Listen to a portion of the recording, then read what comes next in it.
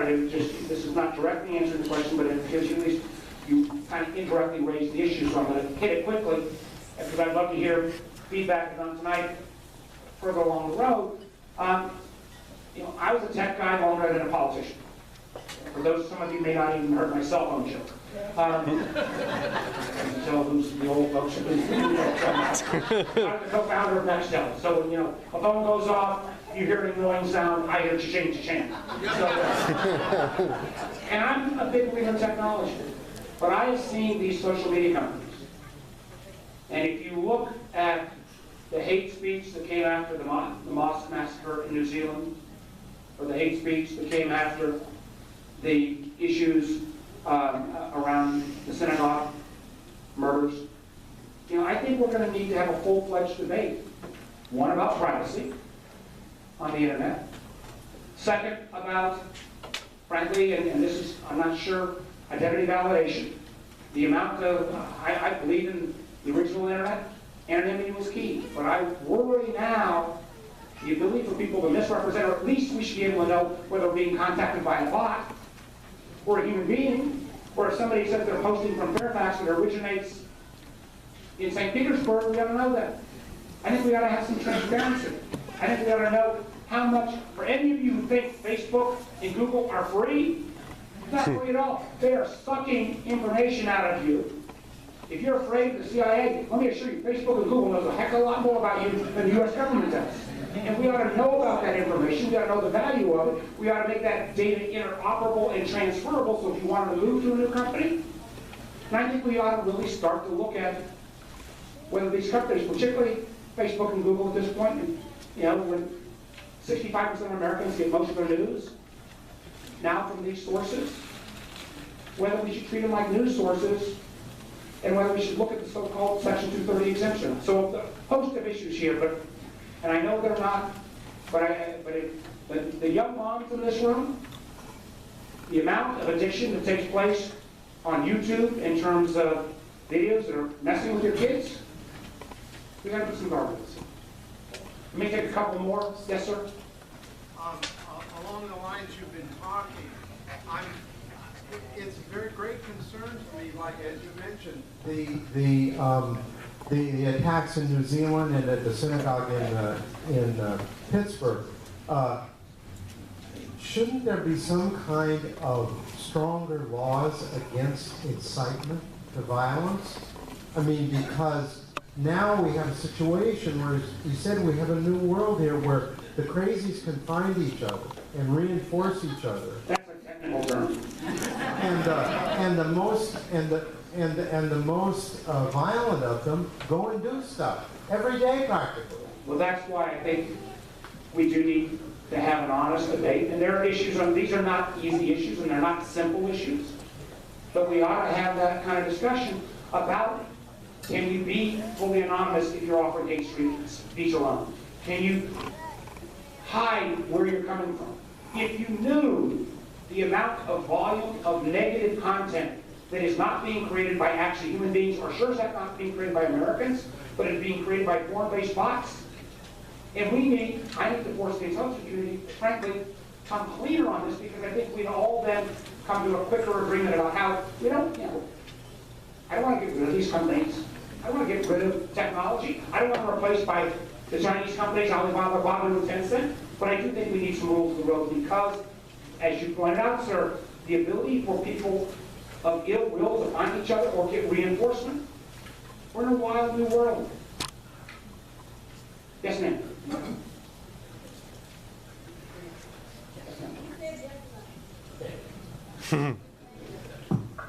Hi, I am so happy to be with you today. I have been to USA for 10 years now. I always fought for Democrats. Today, I never assist to any meeting. Today, I decided to be with you because I want to change. I have a kid who is autistic, and my kid now is with trauma, and he's at home.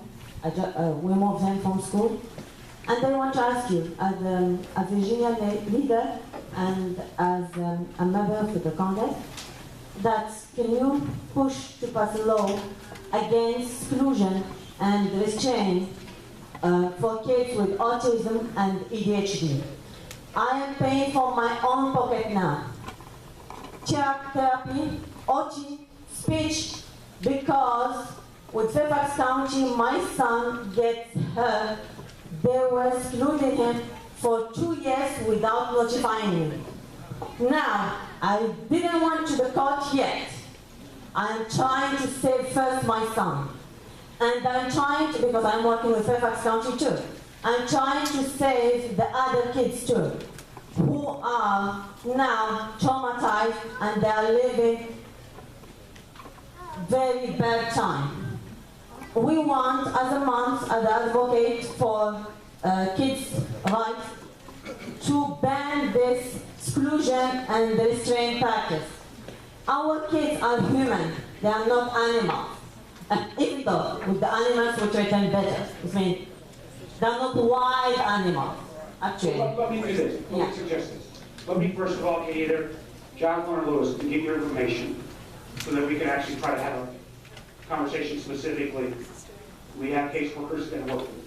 But in many ways, and part of this, when we think about autism, when we think about the number of kids with pre-existing conditions, I've got 2 of my 3 kids with major pre-existing conditions. Now, I've been lucky enough to take care of it. I know even with what I've got, that's not everywhere. So part of this fight takes place where I work, in the Senate.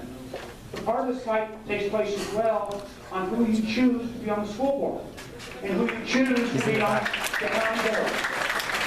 And in our system, many of those decisions are made at the school division level and at the county level.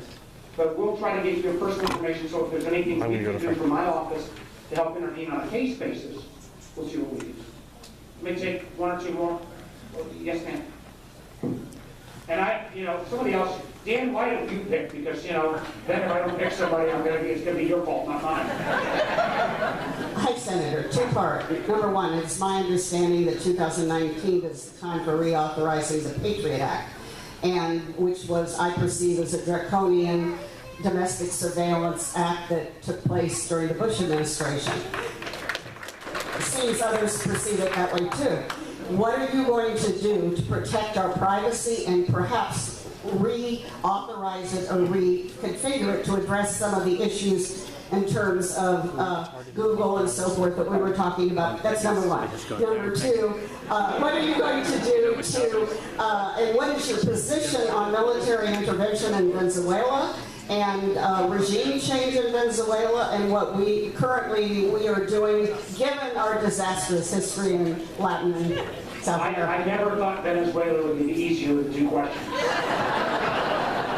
On Patriot Act, you're right. I think it needs to, I think we are up. Sometimes they get punted over.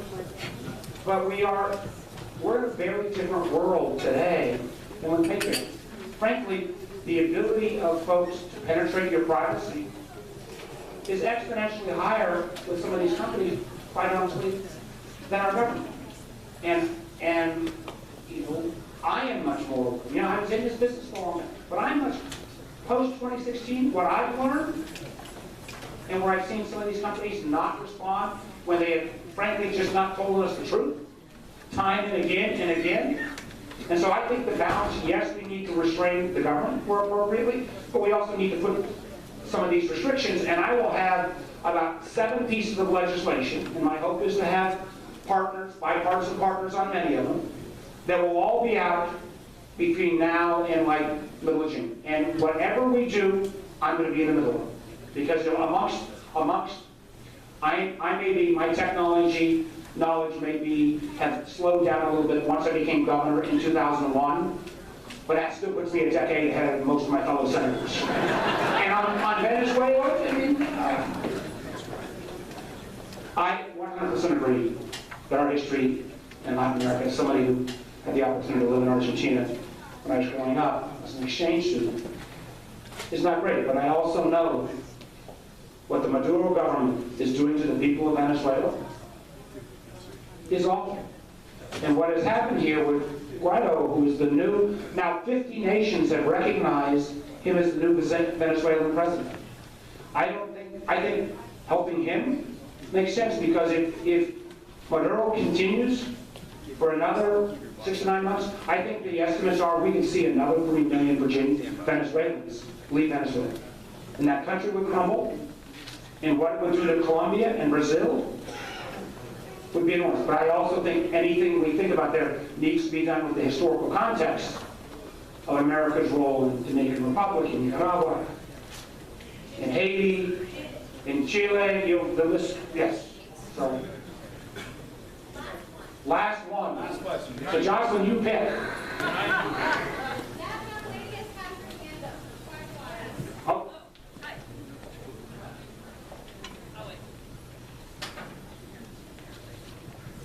Hi, so there's been a lot of emphasis recently on the Equality Act, which would provide protections nationwide. Higher? Here? Better? So there's been a lot of emphasis on the Equality Act, which would give rights to all LGBTQ individuals that are already available to most people. So for housing, public accommodation, and so on. Joe Manchin has said that he's not going to sign on to the Equality Act because he does not agree with some of the provisions around transgender identity, specifically around transitioning at school, which I know Fairfax County has a history with. Will you not support, or at least push, that the leadership of the Senate does not support Joe Manchin in his next election? What I would rather, it's always the last question. I support the Equality Act. And I'm going to do all I can to urge all Democrats to support that, because it's the right thing to do. And I say this as someone who was, not that long ago, when I was governor, and honestly, I should have done it before my first year. It took me until 2004 or 5 before I banned discrimination in the state workplace when LGBT. And even before that, we were one of the few states that wouldn't even allow same-sex couples, gay or otherwise, to live together in Virginia housing. I stopped that. So this is an issue, candidly, where I honestly believe that people are ahead of the politicians. And I'll do all I can to make sure that as many and as possible, all Democrats will become supportive. So I actually am not sure. I could just answer it with a straight yes, but I actually don't think Joe's going to run again, so I should have just said yes. And then but let me, first of all, thank you all. One, for continuing to show up. 2, for knocking on doors, for making phone calls. We have wind at our back. This has been a challenging, I got through 10 questions and nobody asked me about Richmond. Only in Fairfax County. You know, so it's a challenging time for us. I mean, we spent 20 years ago, 19 years ago, when I ran for governor, we could have had the Fairfax County Democratic Committee in a corner of this room, and every statewide elected official was Republican. We had voted for Republicans since '64 in every presidential race. Our congressional delegation was 8-3, and our legislature was 2-1. In a way, Tim Kaine and I started something that I'm really proud of. I'm really proud of what we have done together. And this has been a challenging time with what's happening in Richmond. But we got to make sure we keep our eye on the prize, which is offering every Virginian, and my job, every American, just the kind of basic rights and free chance and fair shot that we all get, no matter where we come from, no matter who we love, no matter who we worship. And I, more than anything, wanted to just come and say thank you, because time in and year out,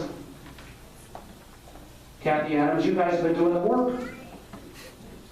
And as someone who's had both the benefit of serving and sometimes the headache of serving, it's the honor of my life. I can assure you there are times, I'm sure, when you feel like when the news comes on, you want to throw a shoe at the TV. I feel the same way, and I'm inside the TV. But my appeal to you is, and you're here tonight, this young lady who came and talking about her kids because you care about your community, you care about the Commonwealth, you care about the country. And keep your eye on the prize, which is our elections this fall, and supporting candidates who have a progressive forward vision, from rights to the economy, to the internet, to national security. If we do that, we don't need to make America great again, because America is already great and will even be greater going forward. Thank you all very much. Thanks for having me.